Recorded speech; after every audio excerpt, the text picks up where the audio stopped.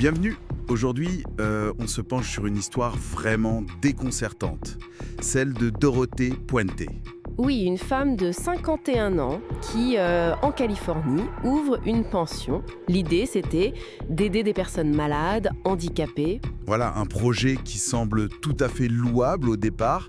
Une figure un peu maternelle, on imagine? Exactement. Mais bon, derrière cette image, la réalité est, disons, effroyable. Oui, on parle de disparition, d'une pension qui a fini par être surnommée la Maison de l'Horreur. On va essayer de démêler un peu les faits avec ce qu'on sait, hein. C'est ça, et ce contraste, il est là dès le début. D'un côté, t'as cette femme super appréciée dans le quartier, qui fait des bons petits plats. La grand-mère idéale, presque. Voilà.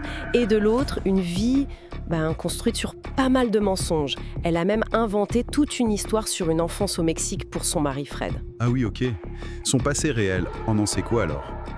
Pas grand-chose de fiable en fait. Née en 1929, elle disait que son enfance était normale, mais bon, la dissimulation, elle était déjà là. Et ça ne s'arrête pas aux histoires sur son passé, si je comprends bien.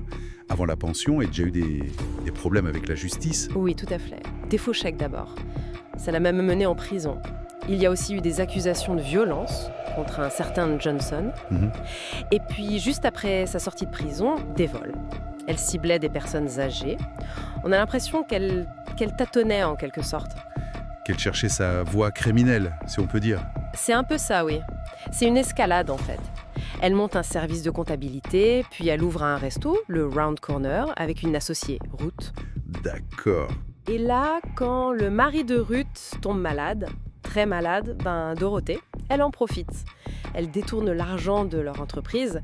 C'est vers 1982, on dirait qu'elle a trouvé sa méthode, quoi. Voler efficacement. Et c'est là qu'arrive cette histoire avec Everson Gilmuth. Ça semble être un moment clé. Oui, c'est tragique. Il vient la chercher quand elle sort de prison. Une relation commence, il lui fait confiance, lui donne accès à ses comptes. Et il disparaît. Exactement. Son corps est retrouvé bien plus tard, dans une rivière, méconnaissable. C'est la première victime connue qui lui est directement liée. Et il y a déjà cet homme qu'elle paye pour l'aider. Oui, pour transporter une boîte, sans poser de questions.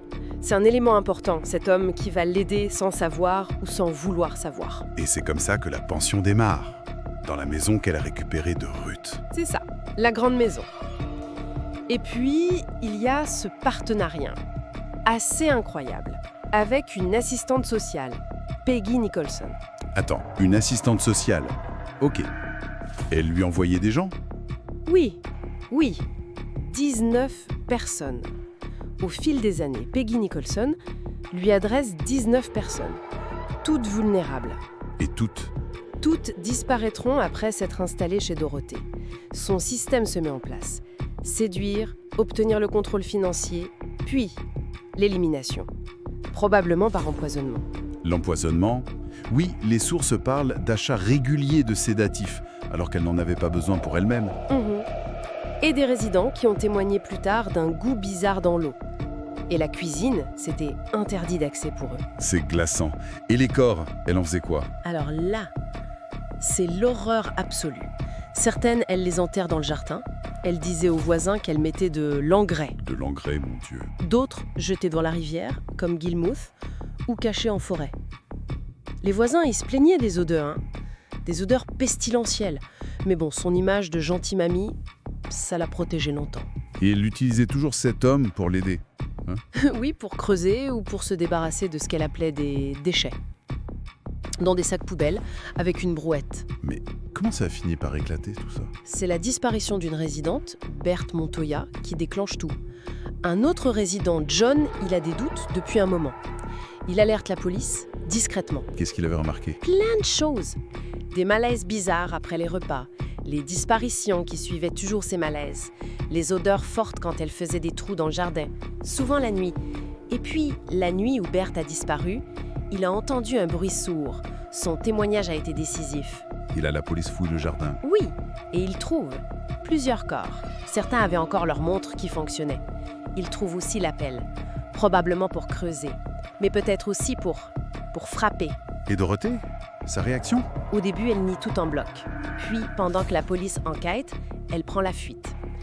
C'est un homme qu'elle essayait d'arnaquer à ce moment-là. Un certain Charles, qui la reconnaît et la dénonce. Elle est arrêtée. Au procès, elle a changé de version, non? Elle a admis les décès, mais elle a dit qu'elle avait paniqué parce qu'il mourait trop souvent de causes naturelles, soi-disant. Le jury, lui, a eu du mal. 43 jours pour délibérer, c'est énorme. Pourquoi si long, hein? Avec tous ces corps, ces témoignages? Justement, il manquait la preuve médico-légale directe. Surtout pour les empoisonnements, c'était difficile à prouver formellement après tout ce temps. Même si les témoignages des familles, des autres résidents, des voisins, tout pointait vers elle. Mais sans preuve scientifique irréfutable, ça a compliqué les choses. Elle a quand même été condamnée. Mais il reste des zones d'ombre, j'imagine. Ah oui, pas mal. Cet homme qui l'aidait, savait-il vraiment ce qu'il transportait? On parle de corps parfois démembrés. Et puis John McCall, ce résident qui l'a rejoint juste avant qu'elle ne s'enfuie, pourquoi? Et il disparaît lui-même après l'affaire. C'est très étrange. Sans parler de la possibilité qu'il y ait d'autres corps dans ce jardin. Exactement. On ne saura peut-être jamais. Dorothée Pointé, elle a fait 23 ans de prison. Et jusqu'au bout, elle a clamé son innocence. Parfois, elle parlait de complot ou même d'obstacles divins dans des interviews. C'est assez fou. Oui, et en même temps, les rapports de prison disaient qu'elle avait un comportement exemplaire. Coiffeuse, jardinière. Pendant ce temps, la maison est devenue un lieu de pèlerinage pour les émissions de chasseurs de fantômes, ce genre de choses. Oui, le folklore macabre qui s'installe. Mais au-delà de ça, ce qui reste, c'est cette duplicité incroyable. Oui, c'est ça la question qui reste, non? Comment une façade aussi banale, aussi rassurante, a pu cacher des actes pareils?